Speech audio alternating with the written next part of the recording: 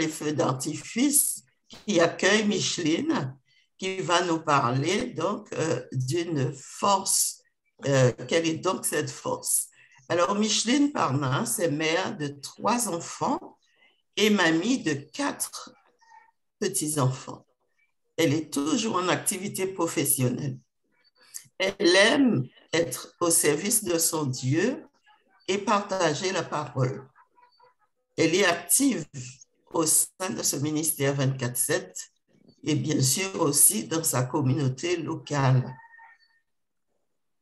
Ce matin, Micheline veut nous parler d'une force plus grande que le doute.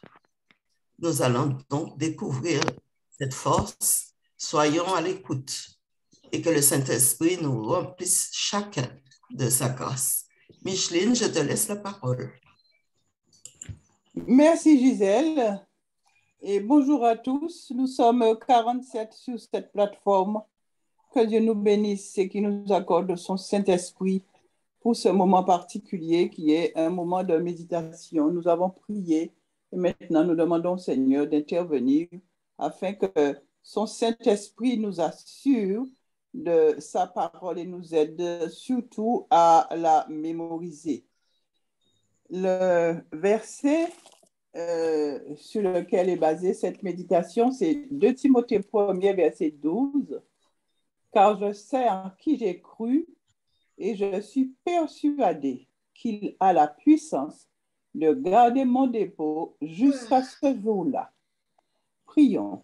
Éternel, notre Père et notre Seigneur, nous comptons sur toi, sur la puissance de l'Esprit, pour que ce moment que nous passons à la méditation puisse nous encourager à poursuivre notre course chrétienne, Seigneur. Nous savons qu'il y aura beaucoup d'obstacles, mais nous savons, Seigneur, que tu nous accompagnes. Nous te remercions pour cela. Amen. Ce matin, donc, j'aborde avec vous un sujet délicat, un sujet douloureux. Nous avons étudié dans pas longtemps et nous continuons d'ailleurs à étudier à l'école du sabbat le sujet des creusets. Personne n'aime les creusets. Et pourtant, nous avons vu que ces creusets sont nécessaires pour nous purifier, pour nous sanctifier à la gloire du Seigneur. C'est à travers l'expérience de la sœur Jensen que nous allons nous édifier ce matin une force plus grande que le doute. Elle dit, le test est positif, vous êtes enceinte. J'étais impatiente de partager cette bonne nouvelle avec mon mari, dit-elle. Notre fille avait presque 2 ans.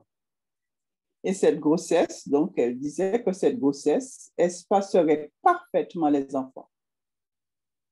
Notre joie s'est transformée en tristesse. Cependant, non pas une fois, mais 2 fois. Plus tard dans la journée, après cette bonne nouvelle que le test est positif, j'ai ressenti des douleurs dans le bas-ventre et je me suis retrouvée à l'hôpital. Les tests ont confirmé le diagnostic du médecin, une grossesse extra-utérine. Une de mes trompes de Fallope s'était rompue, provoquant une hémorragie potentiellement mortelle. Frères et sœurs, nous devons savoir qu'une grossesse extra-utérine est une urgence médicale, chirurgicale, plus, car la personne peut mourir. La chirurgie, donc, a réparé les dommages physiques, mais pas mon cœur déçu. Après de nombreuses années de tentatives de grossesse infructueuses, mon médecin m'a dit que c'était impossible en raison des lésions tissulaires causées par l'hémorragie. Mais j'étais déterminée à lui prouver qu'il avait tort. Dans mon cœur, j'ai dit, je sers un grand Dieu. Il a fait un miracle pour Sarah, pour Anne et pour bien d'autres, lui permettant d'être enceinte contre toute attente. Et donc, il est capable de faire aussi un miracle pour moi. Donc, j'ai mis toute ma foi entre les mains de Dieu et effectivement, je me suis vite retrouvée enceinte. Dieu a exaucé ma prière. Nous étions si heureux. Notre foi dans les promesses de Dieu et son amour pour nous, pour lui, ont grandi. Dieu a répondu à sa prière. Donc, sa foi dans les promesses de Dieu et son amour pour lui ont grandi. Mon mari et moi, elle continue, et mon mari et moi marchions le long d'une rivière paisible un après-midi de sabbat, ensoleillé, comme il nous a conseillé des fois d'être en nature le sabbat, lorsque j'ai ressenti une douleur familière de mon côté. J'avais déjà ressenti cela auparavant, mais je l'ai rapidement rejeté. Non, ce n'est pas possible, se dit-elle. Plus tard dans la soirée, la douleur s'est intensifiée et encore une fois, je me suis retrouvée à l'hôpital. Les tests ont confirmé mes craintes.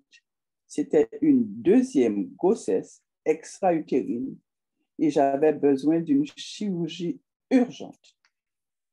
Que se passe-t-il quand un chrétien met toute sa foi dans les promesses de Dieu pour être déçu après?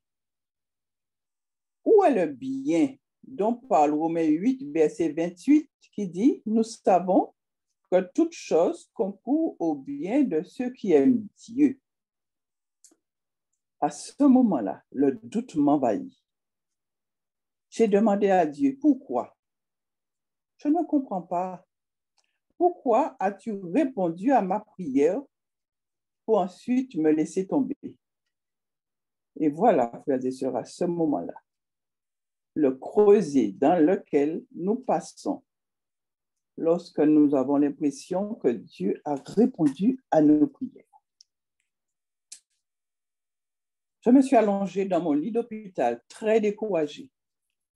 J'avais mal physiquement, c'est vrai, et j'étais épuisée émotionnellement. Je ne voulais voir personne. Et ça se comprend, sa déception est trop grande. Mon infirmière m'a assuré qu'une douche chaude m'aiderait à me sentir mieux. Des larmes coulaient sur mon visage. J'ai pensé que je devais prier, mais je n'y arrivais pas. Je n'ai pas pu. Je me suis sentie totalement abandonnée par Dieu. La vapeur de la douche était comme les nuages sombres d'une tempête. Le diable a eu raison de dire, est-ce ainsi que Dieu récompense ceux qui placent leur confiance en lui? Est-ce ainsi qu'il montre son amour? Et là, donc, la sœur se débattait. Mais Dieu ne m'avait pas abandonnée. J'étais surprise de m'entendre répéter les mots suivants à haute voix. Dans son désespoir, elle répétait Dieu même. Je n'étais pas sûre de pouvoir ou même de vouloir le faire. Ce n'était pas elle, d'elle-même, de son cœur, de dire Dieu même, mais une force en moi me poussait à le dire, à le répéter. Alors, j'ai dit Dieu même. Je l'ai dit doucement. Et la phrase est devenue plus... La phrase s'est imposée à moi, plus fort, soulignant à chaque fois un mot différent, Dieu même. Dieu même. Dieu même, elle répète. Après la troisième déclaration, les ténèbres m'ont quitté. Je suis retournée dans mon lit complètement épuisée et je voulais être seule. Quand l'aumônière de l'hôpital est entrée dans ma chambre, elle a regardé mon dossier et m'a parlé. Madame Johnson, quand j'ai répondu, elle est venue à mes côtés, a pris ma main dans la sienne en disant « C'est dur de perdre un bébé, non ?» Les nuages sont revenus. Ne voulant pas éclater en larmes en sa présence, je me couvris la tête avec ma couverture et disais à haute voix, Dieu m'aime. Je sais en qui j'ai cru. J'ai donné ma vie à Christ. Et ce qu'il décide de faire de moi est bien, parce que ma vie est cachée en Christ. Après cela, les nuages m'ont une nouvelle fois quitté. Ces paroles que Jésus a dites à Pierre m'ont réconforté plus tard. Ce que je fais, vous ne le comprenez pas maintenant, mais vous le saurez après cela.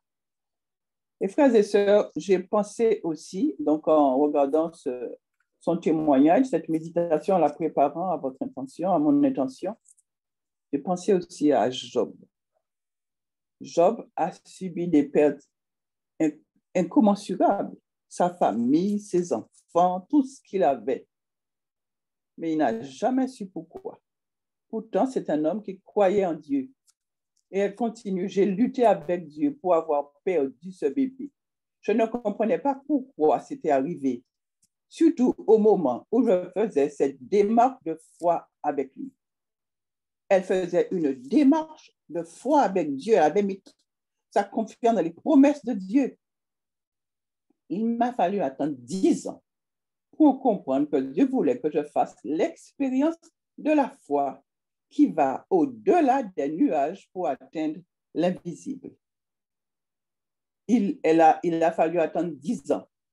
Sa grâce est parfaite dans notre faiblesse.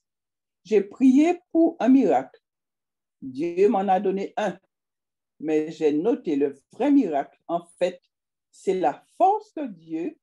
La force de Dieu était plus grande que mes doutes et il voulait me garder près de lui à travers toute difficulté. Comme Job, je peux dire, voici qu'il me tue, j'espérerai en lui. Il sait quelle voie que j'ai suivie. Quand il m'aura éprouvé, je sortirai pur que l'or. Comme l'or, Dieu nous donne des leçons de confiance. Il nous apprend à chercher de l'aide et de la force en cas de besoin. Ainsi, nous obtenons la connaissance pratique de sa volonté dont nous avons tant besoin dans notre expérience de vie. La foi s'affermit dans les conflits sérieux avec le doute et la peur. Dans la vie future, nous dit Sir White, les mystères qui nous ont contrariés et déçus seront révélés. Nous verrons que nos prières, apparemment sans réponse, et nos espoirs déçus ont été parmi nos plus grandes bénédictions. Frères et sœurs, c'est très important pour nous. Nous ne comprenons pas toujours les réponses de Dieu à nos prières de foi, à nos prières selon sa parole.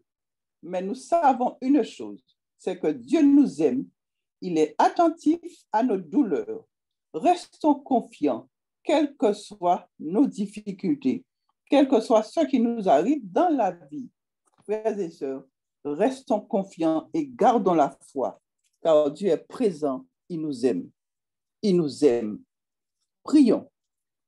Éternel, notre Dieu, notre Père, c'est un effet de ton amour que tu permets de les creuser dans nos vies. Tu veux nous purifier. Tu veux nous sanctifier.